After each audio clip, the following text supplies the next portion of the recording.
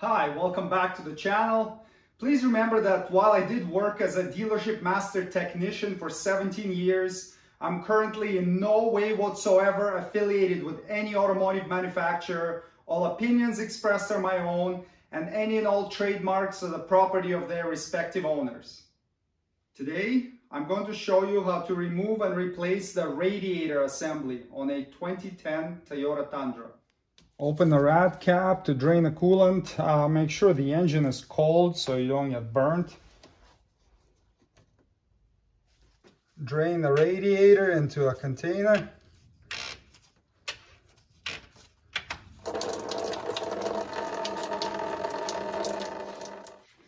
Close the drain once the coolant stops flowing.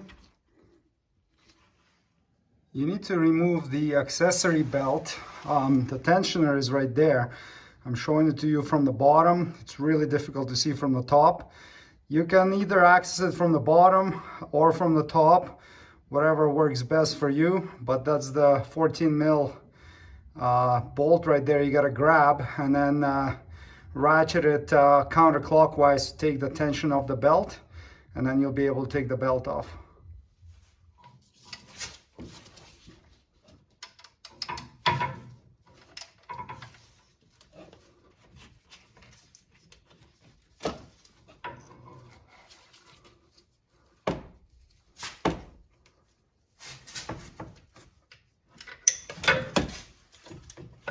Get the belt out of the way.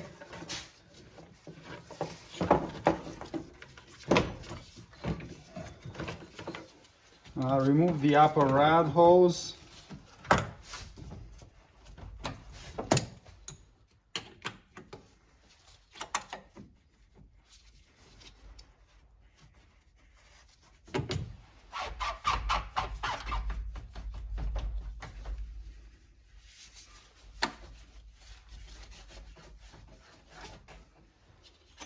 Pull the belt out of here.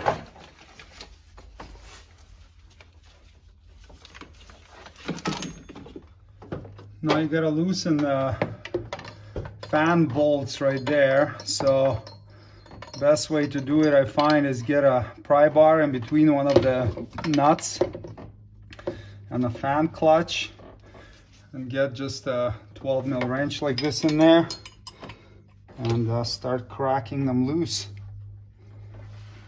And you want to be careful not to strip one of the nuts, because if you do, it becomes really difficult to loosen them. So that's one, and then you just keep going around and keep loosening them all, and then you can take the fan out together with a shroud.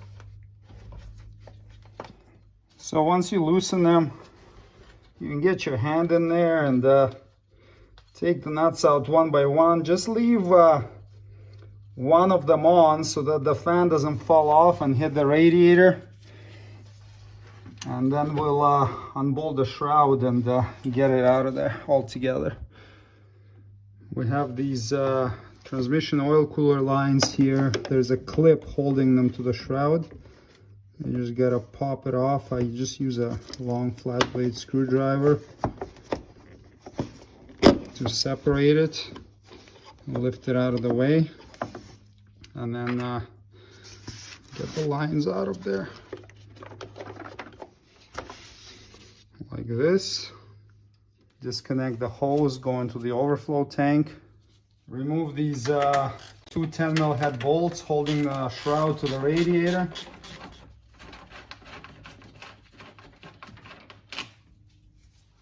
Now remove the last 12 mil nut holding the fan to the pulley, and then wiggle it a little bit to get it off. Sometimes they can be pretty stuck, so this process might take a while. And now you can pull the shroud and the fan out together.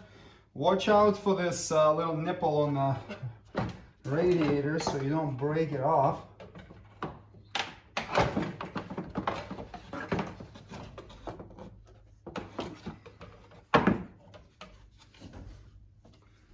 Remove the clamp for the lower rad hose.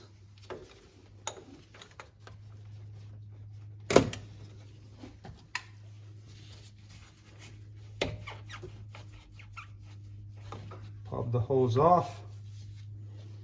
If you have a supercharger, you need to take out these three 10mm head bolts holding the intercooler coolant tank on. If you don't have a supercharger, you don't have this step. There is an air deflector on each side of the radiator in the front. So you'll have 6 clips holding it on. So get all those clips out. And once you get all the clips out, you can get the deflector out.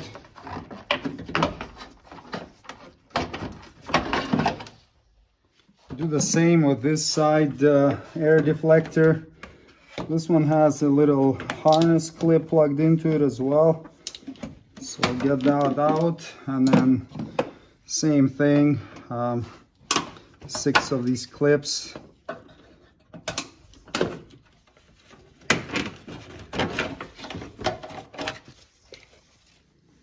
So there are 4 bolts holding the rad in. There's one right in there, you can see.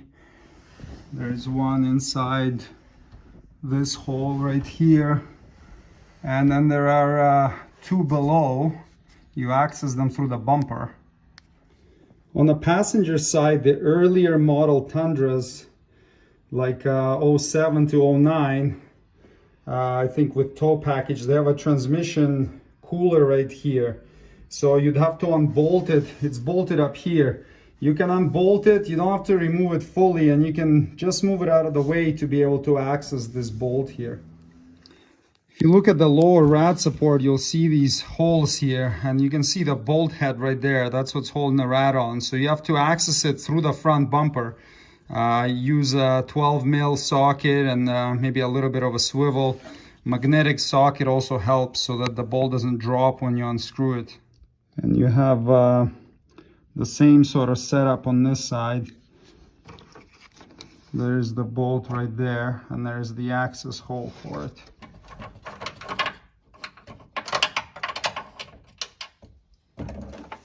Remove the other side bolt the same way.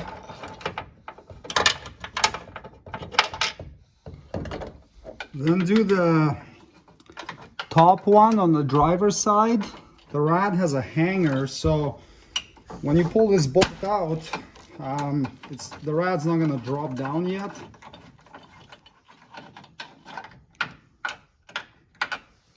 And then the last one.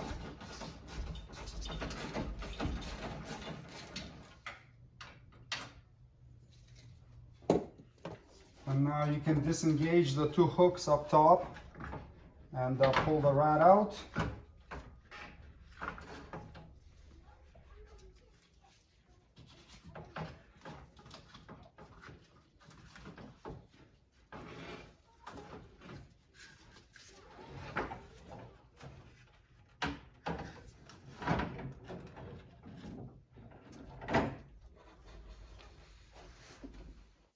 Reinstall the radiator and tighten the 4 bolts that hold it through the rad support to 13 foot-pounds. Reinstall both of these wind deflectors on the driver and passenger side, and then on the driver's side you have also this wiring harness that you got to clip into that. So first reinstall the lower rad hose to the thermostat housing. And after that, you can install the shroud together with a fan, same as we removed them. Tighten these little 10mm holding the shroud to 5 foot-pounds. And then those 4 12mm nuts that hold the fan to the pulley to 15 foot-pounds. One important thing when installing the shroud, make sure that these hooks on the bottom of it engage into the corresponding slots on the radiator, because sometimes they can like get stuck sideways or up here. So it's important that they're installed correctly, otherwise it will flap around. Install the upper radiator hose and then connect the hose for the overflow tank. Reinstall the drive belt, same way we took it out. Refill the engine with coolant and bleed the system. The trick here is just to pour it in slowly so that you don't create airlock. So try to pour it slowly and patiently. So it's not like bubbling out, but just fills it up nice and slow.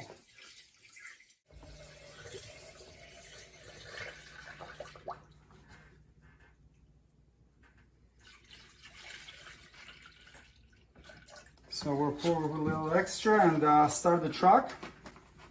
Now we're gonna sort of rev it up and down, turn the heat on full max, full blast, full hot, and just rev it up and down while the bubbles are coming out. And you know that it's bled when it's idling for, let's say, a minute. You're not giving any gas and it's blowing really hot air out of the vents. Because what will happen is as you're revving it up, the water pump is pushing a lot of coolant through and it kind of gets past the airlocks. So even if it has an airlock, it can blow hot air from the vents. But then once it goes back to idle, the flow slows down and now it gets air plugged in the heater core, and then you might not bleed it properly. So let's fire it up and see what happens.